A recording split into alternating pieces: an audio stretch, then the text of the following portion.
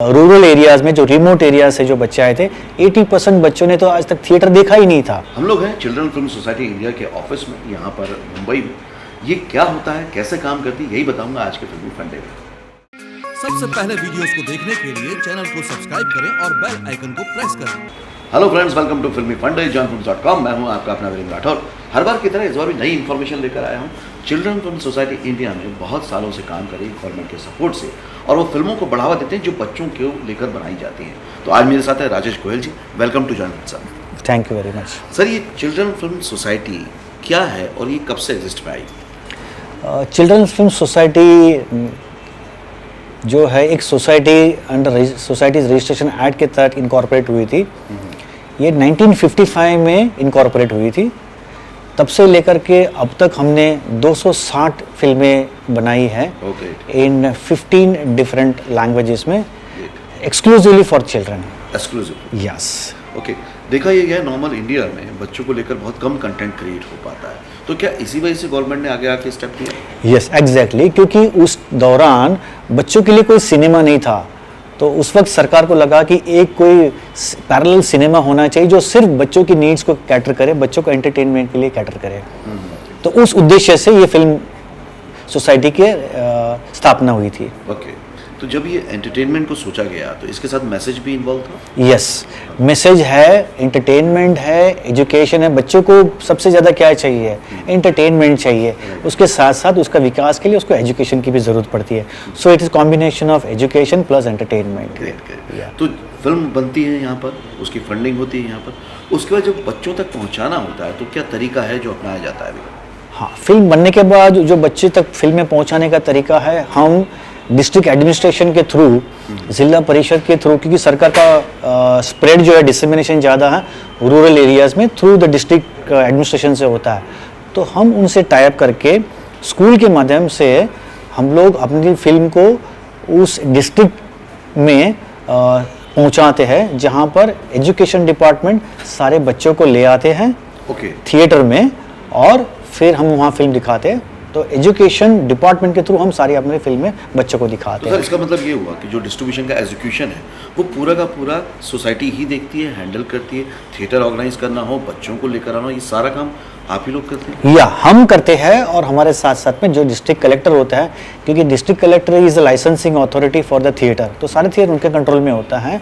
तो for the sake of children, collector जो है वो सारे थिएटर ओनर्स की मीटिंग बुला करके उनको थिएटर मॉर्निंग स्लॉट बच्चों के लिए दिया जाता है। प्लस एजुकेशन डिपार्टमेंट सारे बच्चों को बुला करके फिल्में दिखाते हैं। उसमें ट्रांसपोर्टेशन भी आ गया, बच्चों को कुछ स्नैक्स है वगैरह वो आ गया।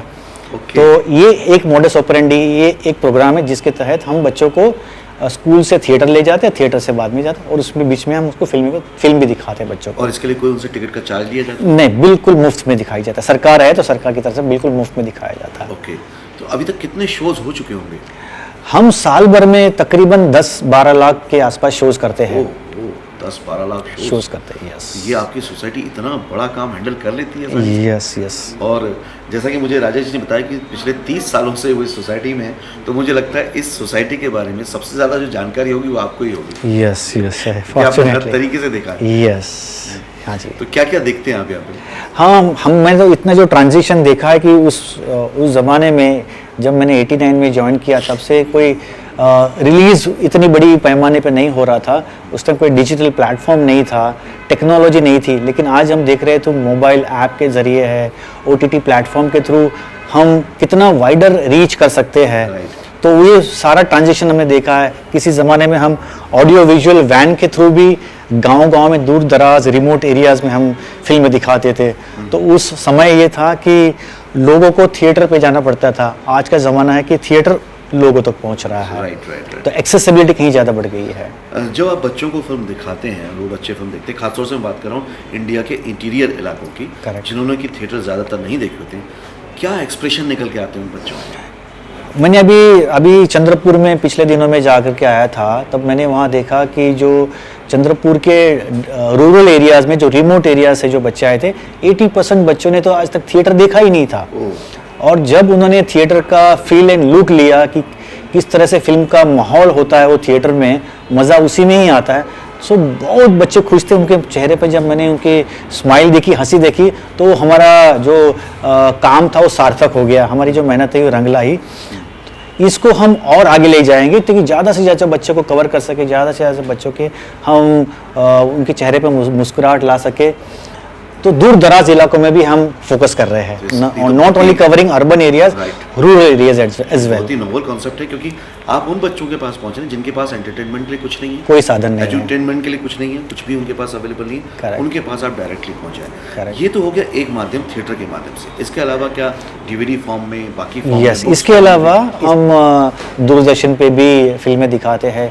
इसके अलावा हम कई जो एनजीओ के माध्यम से जहाँ जहाँ हम नहीं पहुँच पा रहे हैं, और कहीं जब स्कूल की जब वेकेशन होती है तब हम एनजीओज के थ्रू बच्चों को एंटरटेन करते हैं। ओके, तो अगर अभी ऑल ओवर इंडिया में लोग देख रहे होंगे आज इस वीडियो को, अगर कोई स्कूल या कोई एनजीओ आपसे संपर्क करना चाहे इस पर्पज से, तो कैसे कर सकता है? हाँ, हमारे वेबसाइट में लॉगिन कर सकते हैं। हमें ईमेल एड्रेस हमारे वेबसाइट पे अवेलेबल है, उसमें हमें एक रिक्वेजिशन दे सकते हैं कि इस यहाँ पर इस डेट को इस स्कूल में वो प्रोग्राम करना चाहता है। हम डेफिनेटली हम वहाँ उनको अप्रोच करके कि हमको हमारा फिल्म का जो कैटलॉग है उनके साथ शेयर करके वो हमारे वेबसाइट से देख करके फिल्म में सिलेक्ट कर सकते हैं, और वहाँ डेफिनेटली हम लोग शो ऑर्गेनाइज कर सकते हैं। ऐसे प्रपोजल को हम बहुत वेलकम करते हैं। ओके, तो आपके माध्यम से डायरेक्टली आप ही अगर स्कूल को एक बोलना चाहें कि वो आएं और इस फायदा उठाएं इस चीज़ का, क्योंकि ये बेनिफिट है सबके लिए, विन विन सिचुएशन है, बच्चों के लिए, स्कूल के लिए, पूरी सोसाइटी के लिए। आप स्कूल से क्या आह्वान या मैं सारे स्कूल को, देश भर के जितने भी स्कूल्स हैं उनको मैं आह्वान करूंगा, रिक्वेस्ट करूंगा कि प्लीज़ आप हमारी CFSI की वेबसाइट पर लॉगिन करिए, हमें एक रिक्वेजिशन दीजिए, हमें प्रपोजल दीजिए कि हम जा कर के आपके स्कूल में आए, हम आपके बच्चों को एंटरटेन करिए। बहुत बढ़िया बढ़िया हमारे पास फिल्म की लाइब्रेरी है, हम आपके स्कूल में आके अच्छा प्रोग्राम करना चाहते हैं ताकि हम बच्चे के चेहरे पे मुस्कुराहट ला सके, उनको एंटरटेन कर सके। आपने इतना बड़ा स्टेप लिया है। मैं भी यहाँ पे बस एक बात जोड़ना चाहूँगा जॉइंट फिल्म्स की तरफ से कि अगर कोई स्कूल बिल्कुल कनेक्ट करता है, हमारे थ्रू भी कनेक्ट कर सकता है, हम सर के पास आ जाएंगे और उसमें जो हेल्प, जो भी एजुकेशन में हेल्प लगेगी, वॉलंटरी चीज़ें लगेंगी, सर्विस लगेगी, जॉइंट फिल्म्स भी सपोर्ट करेगा, क्योंकि ये मिशन अपने आप में बहुत बड़ा है, ये बहुत नॉवल कोर्स है बच्चों के लिए, हमारे देश के भविष्य के लिए। Thank you very much sir, thanks a lot. Thank you very much, thank you very much. तो ये था एक वीडियो जिसमें मैंने बताया कि चिल्ड्रन फिल्म सोसाइटी किस तरह से काम करती है, किस तरह से फिल्म रिलीज करती है। इसमें बहुत बड़ा मौका है सारे स्कूल्स के लिए। एक और सेकंड पार्ट मैं आप लोग के लिए लेकर आऊँगा, उसको भी देखिएगा। उसमें बताऊँगा step by step film makers किस तरह से इस सोसाइटी से जुड़ सकते हैं और फिल्में बना सकते हैं। अगर आप फिल्म और टीवी इंडस्ट्री में काम करना चाहते हो तो जॉइंट फिल्म्स में बहुत सारे ऐसे वीडियोस अवेलेबल हैं जो आपके लिए हेल्पफुल होंगे। चाहे आप एक्टर बनना चाहते हो, राइटर, डायरेक्टर, फिल्म मेकर या सिंगर बनना चाहते हो। काफ़ी सेलिब्रिटीज़ भी अपने एक्सपीरियंस शेयर करते हैं, तो इस चैनल को सब्सक्राइब कीजिएगा, बेल आइकन को प्रेस कीजिएगा ताकि इस तरह के इन्फॉर्मेटिव वीडियो आपको मिलते रहे। अगले वीडियो में फिर से मुलाकात होगी, तब तक देखते रहिए, सीखते रहिए, जमे रहिए। All the very best.